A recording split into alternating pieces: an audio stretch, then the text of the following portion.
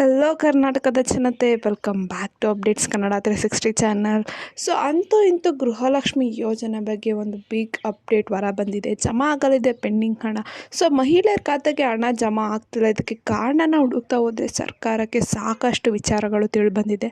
So ಇದ್ರ ಬಗ್ಗೆ ಎಲ್ಲ ಡೀಟೇಲ್ ಆಗಿ ತಿಳಿಸ್ಕೊಡ್ತೀನಿ. ಬನ್ನಿ ವಿಡಿಯೋನ ಸ್ಟಾರ್ಟ್ ಮಾಡೋಕ್ಕಿಂತ ಮುಂಚೆ ನೀವೇನಾದರೂ ನಮ್ಮ ಚಾನಲ್ಗೆ ಸಬ್ಸ್ಕ್ರೈಬ್ ಮಾಡ್ಕೊಂಡಿಲ್ಲ ಅಂದರೆ ದಯವಿಟ್ಟು ಚಾನಲ್ಗೆ ಸಬ್ಸ್ಕ್ರೈಬ್ನ ಮಾಡಿಕೊಂಡು ವಿಡಿಯೋನ ಆದಷ್ಟು ಫಲಾನುಭವಿಗಳಿಗೆ ಶೇರ್ ಮಾಡಿ. ಈ ವಿಡಿಯೋಗೆ 100 ಲೈಕ್ಸ್ನ ಪಡ್ಕೊಳಕ್ಕೆ ಹೆಲ್ಪ್ ಮಾಡಿ ಅಂತ ಕೇಳ್ತಾ ವಿಡಿಯೋಗೆ ಲೈಕ್ ಕೊಟ್ಬಿಟ್ಟು ವಿಡಿಯೋನ ನೋಡಿ. 20% ಮಹಿಳೆಯರಿಗೆ ಇನ್ನೂ ಕೂಡ ಹಣ ಜಮಾ ಆಗ್ತಿಲ್ಲ. ಸೊ ಇದಕ್ಕೆ ಕಾರಣನ ಹುಡುಕ್ತಾ ಹೋದರೆ ಸಾಕಷ್ಟು ವಿಚಾರಗಳು ತಿಳಿದು ಬಂದಿದೆ ಸರ್ಕಾರದ ಗಮನಕ್ಕೆ. ಸೊ ಸುಮಾರು 80% ಮಹಿಳೆಯರ ಖಾತೆಗೆ 6ನೇ ಕಂತು 7ನೇ ಕಂತಿನಷ್ಟು ಹಣ ಜಮಾ ಆಗಿದೆ. ಆದರೆ ಸುಮಾರು 20% ಮಹಿಳೆಯರ ಖಾತೆಗೆ ಹಣ ಬಂದಿಲ್ಲ. ಈಗಾಗಲೇ 8ನೇ ಕಂತಿನ ಹಣನೂ ಕೂಡ ಹಂತ ಹಂತವಾಗಿ ಸರ್ಕಾರದವರು ಬಿಡುಗಡೆ ಮಾಡಿದ್ದಾರೆ. ಸೊ ಆದರೆ ಇನ್ನು ಯಾರ್ಯಾರಿಗೆ ಹಣ ಬಂದಿಲ್ಲ ಅವರು ವರಿ ಮಾಡ್ಕೊಳೋದು ಬೇಡ. ಈ ತಿಂಗಳು ಕೊನೆ ಒಳಗೆ ಬಾಕಿ ಇರುವ ಹಣ ಎಂದು ಬಿಟ್ಟು ಮಹಿಳಾ ಮತ್ತು ಮಕ್ಕಳ ಕಲ್ಯಾಣ ಇಲಾಖೆ ಸಚಿವೆ ಹೆಬ್ಬಾಳ್ಕರ್ ಅವರು ಒಂದು ಸ್ಪಷ್ಟನೆನ ನೀಡಿದ್ದಾರೆ. ಹಣ ಬರಲಿಲ್ಲ ಅಂದರೆ ಏನು ಕೆಲಸ ಮಾಡಬೇಕು ಅಂದ್ಬಿಟ್ಟು ಸಚಿವರು ತಿಳಿಸಿದ್ದಾರೆ. ಸೊ ಗೃಹಲಕ್ಷ್ಮಿ ಯೋಜನೆ ಹಣ ಮಹಿಳೆಯರ ಖಾತೆಗೆ ಹಾಕುವ ಪ್ರಕ್ರಿಯೆ ಡಿಜಿಟಲ್ ಪ್ರಕ್ರಿಯೆ ಆಗಿರುತ್ತೆ. ಸೊ ಹಾಗಾಗಿ ಮಹಿಳೆಯರು ತಮ್ಮ ಖಾತೆಗೆ ಅಗತ್ಯ ಇರುವ ಬದಲಾವಣೆಗಳನ್ನ ಮಾಡ್ಕೋಬೇಕು.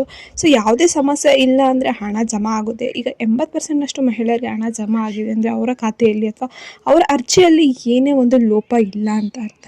ಸೊ ಇನ್ನು 20% ಮಹಿಳೆಯರಿಗೆ ಹಾಗಿಲ್ಲ ಅಂದರೆ ಒಂದು ಕಡೆ ಎಲ್ಲೋ ಒಂದು ಸಮಸ್ಯೆ ಆಗಿರುತ್ತೆ.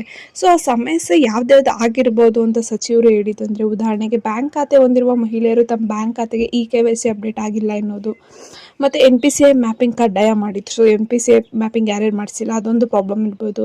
ಇನ್ನು ಆಧಾರ್ ಕಾರ್ಡ್ ಅಪ್ಡೇಟ್ ಆಗಿಲ್ದಿದ್ದು, ಮತ್ತು ಎಲ್ಲ ಕಡೆ ಸೇಮ್ ಇನ್ಫಾರ್ಮೇಷನ್ ಇಲ್ದಲೆ ಮಿಸ್ಮ್ಯಾಚ್ ಆಗಿರ್ಬೋದು ಇನ್ಫಾರ್ಮೇಷನ್.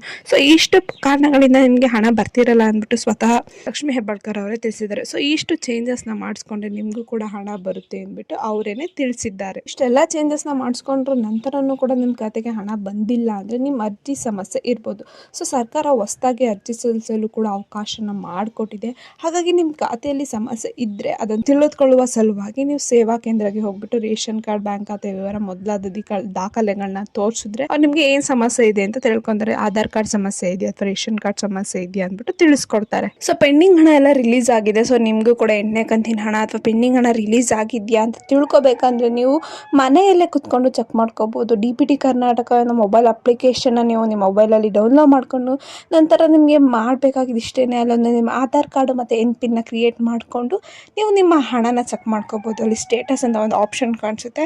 ಅಲ್ಲಿ ನೀವು ಅನ್ನಭಾಗ್ಯದಾಗಲಿ ಗೃಹಲಕ್ಷ್ಮಿ ಯೋಜನೆದಾಗಲಿ ಹಣ ಬಂದಿತ್ತಂದರೆ ನಿಮಗೆ ಅಲ್ಲಿ ತೋರಿಸುತ್ತೆ.